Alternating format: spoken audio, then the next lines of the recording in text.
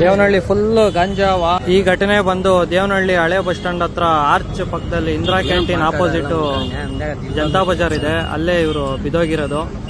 ಇಲ್ಲೇ ಲೋಕಲ್ ಅವ್ರು ನೋಡಿ ಪೊಲೀಸ್ ಸ್ಟೇಷನ್ ಕಂಪ್ಲೇಂಟ್ ಮಾಡಿ ಪೊಲೀಸ್ ಅವ್ರು ಬಂದಿದ್ದಾರೆ, ಎಲ್ಲ ಚೆಕ್ ಮಾಡ್ತಾ ಇದ್ದಾರೆ.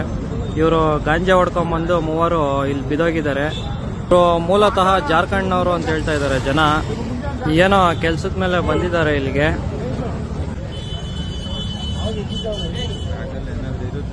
ಝೂಮ್ ಅಲ್ಲೇ ಅವ್ರೆ, ಜ್ಞಾನನೇ ಬರ್ತಾ ಇಲ್ಲ ಮೂವರ್ಗುನು. ಪೊಲೀಸರು ಬಂದು ನೀರ್ ಹಾಕಿ ಎಬ್ಬರಿಸ್ತಾ ಇದ್ದಾರೆ ಒಬ್ಬೊಬ್ರನ್ನೇ, ಏನು ರೆಸ್ಪಾಂಡೇ ಮಾಡ್ತಾ ಇಲ್ಲ. ಆಂಬುಲೆನ್ಸ್ ಫೋನ್ ಮಾಡಿದ್ದಾರೆ, ಬರ್ತಾ ಇದ್ದಾರೆ.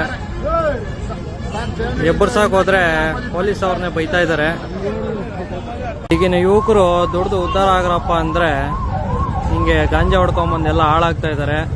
ಆಂಬುಲೆನ್ಸ್ ಬರ್ತಿದೆ, ಈಗ ಪೊಲೀಸ್ ಅವರೆಲ್ಲ ಅದನ್ನ ಪರಿಶೀಲನೆ ಮಾಡಿ ಆಂಬುಲೆನ್ಸ್ ಹಾಕಿ ಕಳಿಸ್ತಾ ಇದ್ದಾರೆ ಹಾಸ್ಪಿಟ್ಲಿಗೆ.